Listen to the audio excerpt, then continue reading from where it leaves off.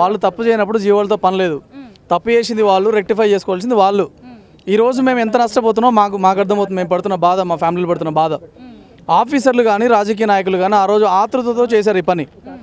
ఆ రోజు ఆతృతో చేసి ఈరోజేమో మాకు ఆ జీవో అడ్డం వస్తుంది, ఈ జీవో అడ్డం వస్తుంది అని చెప్తే ఎవడు వింటాడండి? మాకు ఆ మాత్రం తెలియదా? కామన్ సెన్స్ లేదా మాకు? ఆఫీసర్స్ దయచేసి చెప్తున్నామండి, దయచేసి వినండి. మీరు ఆ రోజు చేసిన తప్పుని దయచేసి రెక్టిఫై చేసుకోండి. లేకపోతే మాత్రం అధికారులు ఎవరైతే ఆ రోజు రిక్రూట్మెంట్ జరిగినప్పుడు బాధ్యత వహించారో వాళ్ళపైన కూడా మేము కేసులు పెట్టడానికి సిద్ధంగా ఉన్నాము.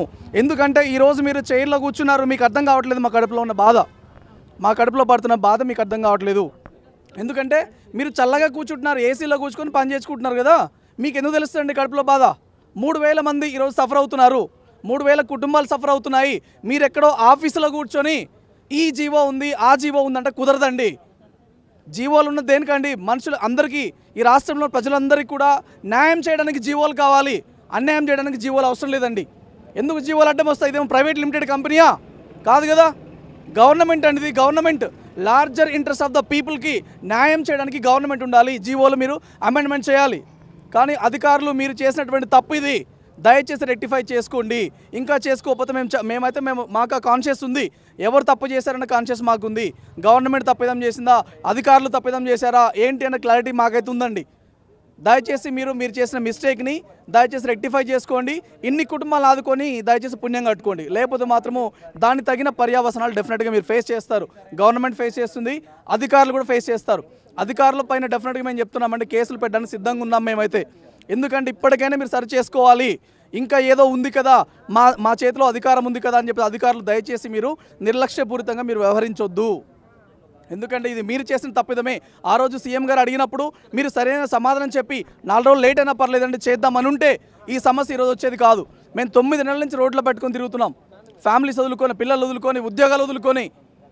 ఎందుకండి మాకు ఈ పరిస్థితి? చెప్పండి. మీరే బాధ్యత వహించాలి. ఇప్పటికైనా మీకు చేసుకునే అవకాశం ఉంది, రెక్టిఫై చేసే అవకాశం ఉంది. మీరు దయచేసి మా ప్రాబ్లమ్ని రెక్టిఫై చేయండి, మా అందరికీ న్యాయం చేయండి. ఎందుకంటే మీరు అధికారంలో ఉన్నారు, ఈరోజు అధికారులకు చెప్తున్నారు, రాజకీయ నాయకులు కాదు. రాజకీయ నాయకులు అందరూ కూడా దయచేసి వాళ్ళందరూ కూడా మాకు సపోర్టింగ్గా ఉన్నారు. మేము ప్రతి వినతి పత్రం ఇచ్చిన ప్రతిసారి కూడా ప్రతి వినతి పత్రాన్ని సీఎంఓకి పంపించారు, సెక్రటరీకి పంపించారు, అందరికి పంపించి వారి యొక్క సపోర్ట్ తెలియజేశారు. కానీ అధికారులు మాత్రం చాలా నిర్లక్ష్యంగా చెప్తున్నారు ఆన్సర్లు. 81 జీవో ఉంది ఉంటే ఏంటండి? ఎవరి కోసం కావాలి 81 జీవో? మాకు న్యాయం చేస్తానికి జీవోలు మీరు చేయాలి తప్ప మమ్మల్ని అన్యాయం చేస్తానికి జీవోలు వద్దండి. దయచేసి అర్థం చేసుకోండి. ఎందుకంటే ఇప్పుడు నోటిఫికేషన్ ఇచ్చిందే ఉద్యోగాలు ఇవ్వడం కోసం అండి, మిగిల్చుకోవడం కోసం కాదు ఉద్యోగాలు ఇచ్చేది. అలాంటప్పుడు నోటిఫికేషన్ ఇవ్వకండి. ఎందుకు నోటిఫికేషన్స్ ఇవ్వడము, మిగిలించుకోవడము? గవర్నమెంట్ అంటే కూడా ప్రైవేట్ లిమిటెడ్ కంపెనీ అయిపోయింది. ఈరోజు మనము గేమ్స్ ఆడుతుంటే స్పిన్ గేమ్ ఉంటుంది, దాంట్లో డబ్బులు తప్పే ప్రయత్నం చేస్తాడు వాడు దాంట్లో. అట్లా ఉంది ఇది కూడా. ఎందుకండి ఈ ఉద్యోగాలు ఇవ్వడం ఎందుకు? మమ్మల్ని రోడ్లపైన తిప్పడం ఎందుకు? ఈ ఇబ్బందులు పెట్టడం ఎందుకు? చెప్పండి. దయచేసి ఆలోచించి మాకు అందరికి న్యాయం చేస్తారని మేము అయితే నమ్ముతున్నాం. ఇప్పటికి కూడా ఇంకా కొద్ది కాలం అయితే ఓపిక పడతాము. ఇక దాని తర్వాత మా యొక్క నెక్స్ట్ ఏంటనేది మేము చూసుకుంటాము దాని తర్వాత. Thank you. సరే, జీవో 81 ఉంది, సరే ఉంది, కాకపోతే కోర్టుకు కూడా వెళ్ళండ్రు కదా, మరి దాన్ని క్రైటీరియా తీసుకోవట్లేదా ఇక్కడ ఆఫీసర్స్ మీరు కలిసినప్పుడు? లేదండి, దాన్ని క్రైటీరియా తీసుకోవట్లేదండి. ఇప్పుడు అంతెందుకండి, ఇప్పుడు కోర్టులో దాదాపు 8 కేసులు వేసాం మేము. 8 కేసుల్లో కూడా మమ్మల్ని సపోర్ట్ చేస్తూ ఇంటరీమ్ ఆర్డర్స్ వచ్చాయి. వచ్చినప్పుడు మీకు ఇవ్వడానికి ఏంటండి? నాకు అర్థం కాదు. ఇప్పుడు హైకోర్టు కూడా చెప్తుంది కదా, ఇవ్వచ్చు, ఏం కాదని చెప్తుంది కదా. అలాంటప్పుడు మీకు ఎందుకు బాధ? అంటే ఇంతమంది అన్యాయం చేస్తుంటే, అంత అన్యాయం జరుగుతుంటే మీకు అంత సంతోషంగా ఉందా? మీకు నిజంగా సంతోషంగా ఉన్నట్టు నాకు తెలిసి అది అర్థమవుతుంది, మా అందరికీ అర్థమవుతుంది. దయచేసి కోర్టు ఆర్డర్స్ని మీరు ఇంప్లిమెంట్ చేయండి. కోర్టు ఊరికే చెప్పదు. కోర్టు అన్ని కేసులని, ఏవైతే కేసులు ఉన్నాయో, ప్రీవియస్ కేసులు ఉన్నాయో వాటన్నిటి జడ్జిమెంట్స్ తీసుకొని వీళ్ళందరికీ న్యాయం చేయాలి, న్యాయబద్ధమైన డిమాండ్ అని చెప్పేసి వాళ్ళు మాకు కోర్టు ఇంటరీమ్ ఆర్డర్స్ ఇవ్వడం జరిగింది. వాటిని కూడా మీరు పట్టించుకోవట్లేదు. సరే, అది తర్వాత విషయము. ఇక దయచేసి అధికారులకు మేము రిక్వెస్ట్ చేస్తున్నాము, దయచేసి మా మాట వినండి. మేము చూడండి, దయచేసి ఇక్కడ చూడండి, మీకు అర్థమవుతుంది. ఇక్కడ మల్లయ్య భట్ గారు చెప్పారు, ఈనాడులో ఇచ్చిన ఇంటర్వ్యూ ఏంటంటే, మధ్యవర్తుల్ని ఎవరిని నమ్మకండి, మేము చాలా ట్రాన్స్పరెంట్గా ఈ ఉద్యోగ నోటిఫికేషన్ ఇచ్చాము, అలానే ఫిలప్ చేస్తాము అని చెప్పారు. అట్ ద సేమ్ టైం దీన్ని డిసెండింగ్ ఆర్డర్లో ఫిలప్ చేస్తామని చెప్పి ఆ రోజు మాట ఇచ్చారు. కానీ మరి ఎందుకు ఇవ్వలేదు? అదే అధికారి కదా ఆ రోజు మాట ఇచ్చింది, మరి ఎందుకు చేయలేకపోయారు? ఇది అధికారులు ఏమైనా మాట్లాడగలుగుతారా? మీకు నచ్చినట్టు మాట్లాడితే ఎట్లా అండి? చూడండి, దయచేసి ఒకసారి చూడండి, ఈ పాయింట్ చూడండి ఒకసారి, దయచేసి దీన్ని కవర్ చేయండి. దీంట్లో మల్లయ్య భట్ గారు చెప్పిన మాట ఇది ఏమనంటే, మేము డిసెండింగ్ ఆర్డర్లో ఫిలప్ చేస్తాము. ఇంకోటి కూడా అండి, నోటిఫికేషన్స్ డేట్స్ కూడా డిఫరెంట్గా ఉన్నాయి. డిఎల్ ఒకసారి వచ్చింది, జేఎల్ ఒకసారి వచ్చింది, పీజీటీ టీచర్ డిఫరెంట్ డేట్స్లో వచ్చాయి. అలానే మీరు ఫిల్అప్ చేయాలి, కానీ సైమల్టేనియస్గా ఒకేసారి అన్ని గంపగుత్తగా చేస్తుంటే ఎట్లా అండి? అది కూడా మీరు ఫాలో అవ్వాలి కదా. ఇది డెఫినెట్గా అధికారులు చేసినటువంటి తప్పిదమే. అధికారులకు మేము రిక్వెస్ట్ చేస్తున్నాం, దయచేసి ఈ ప్రాబ్లం రెక్టిఫై చేయండి, మా అందరికీ న్యాయం చేయమని అడుగుతున్నాం. అయితే రివ్యూ మీటింగ్లో అంటారు 9 నెలల నుంచి ఇంత సీరియస్ ఇష్యూ పైన ఒక్కరోజు కూడా దొరకలేదా అధికారులకు రివ్యూ మీటింగ్ పెట్టడానికి? మాకైతే అర్థం కావట్లేదండి. ప్రతిసారి కూడా రివ్యూ చేస్తున్నామని చెప్తున్నారు, కానీ ఇంతమంది మేము దాదాపు ఒక 3000 మందిమి ఇన్నిసార్లు వినతి పత్రాలు ఇస్తున్నాం కదా, మమ్మల్ని ఏ ఒక్కరిని కూడా ఆ రివ్యూకి అయితే పిలవలేదండి. నిజంగా చెప్తున్నాం. మరి నిజంగా రివ్యూ జరుగుతుందనే దానిపై నిజంగా సందేహం ఉంది మాకైతే. ఎందుకంటే మమ్మల్ని కూడా పిలవాలి కదా రివ్యూకి, మమ్మల్ని కూడా పిలిస్తే మా ప్రాబ్లం ఏంటి తెలుసుకోవాలి కదా రివ్యూలో. ఇప్పటివరకు అయితే అది జరగలేదు. నాకైతే నమ్మకం లేదండి. రివ్యూ జరిగింది అంటే నేనైతే నమ్మట్లేదు, నాకైతే సందేహమే ఉంది. మేబీ మా మా మిత్రులు వాళ్ళందరూ నమ్మితే నమ్మొచ్చేమో, కానీ నేనైతే నమ్మట్లేదు రివ్యూ జరిగిందంటే. ఏది మరి రివ్యూ జరిగితే ఏం చెప్పారు ఇప్పటివరకు? మరి ఇంతమంది ఎమ్మెల్యేస్ని కలిసాము, ఎంపీస్ని కలుస్తున్నాము, ఇంతమందిని కలుస్తున్నాము, ఏ రోజు కూడా మాకు మీ సమస్య పైన మేము మాట్లాడాము, ఇది జరిగింది అని ఏ ఒక్క అధికారి చెప్పట్లేదండి మాకైతే. ఎంతకాలం తిరగమంటారు చెప్పండి. ఇక అయితే రాఖీకి గిఫ్ట్గా మీ ఉద్యోగాలు మీకు ఇస్తారు అనే ఒక వార్తలు చాలా పెద్ద ఎత్తున వినిపించినాయి. నిజంగా నాకైతే నవ్వు వచ్చిందండి ఆ రోజైతే. నేనైతే నమ్మలేదు, నిజంగా చెప్తున్నా.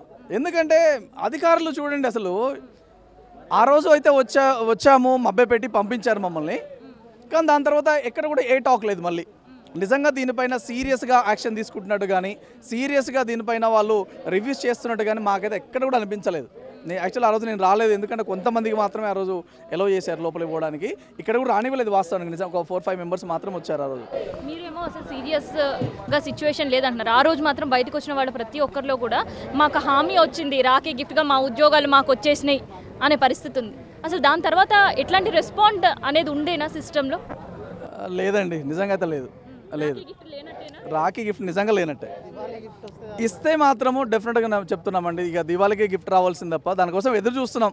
మేబీ రాఖీకి మాట ఇచ్చారు, అట్లీస్ట్ దివాళీ కన్నా ఆ గిఫ్ట్ మా దగ్గర చేరుద్దేమని నేను ఆశపడుతున్నాను. నేనైతే మేడం, నా పేరు అశోక్ మేడం, నేను మహబూబాబాద్ జిల్లా నుంచి వచ్చాను. నేను జూనియర్ లెక్చరర్లో 1:2 సెలెక్ట్ అయ్యాను, జేఎల్ బాట్ని.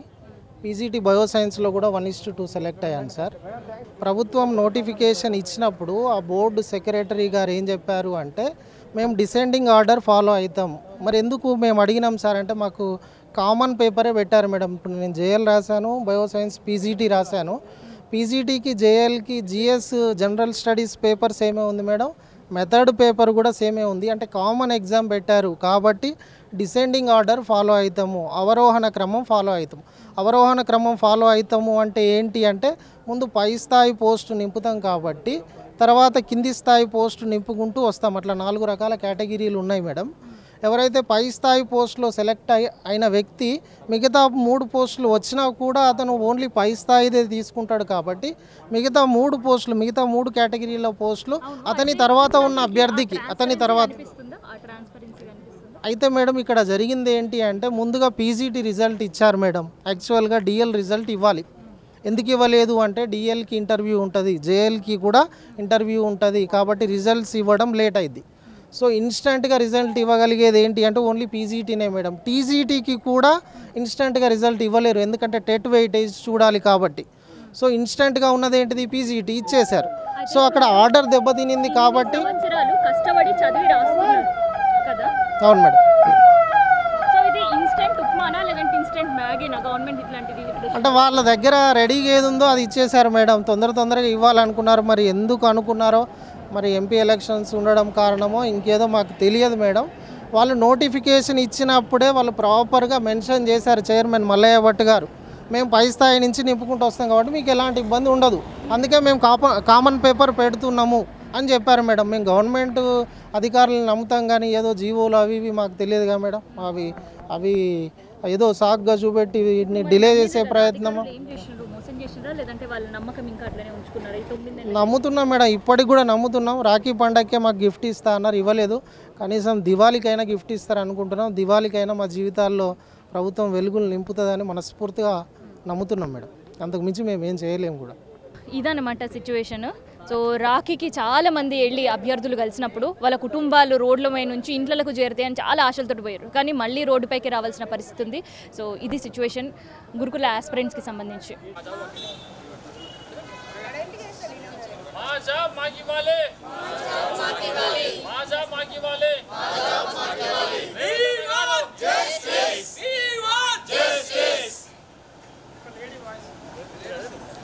Bro mic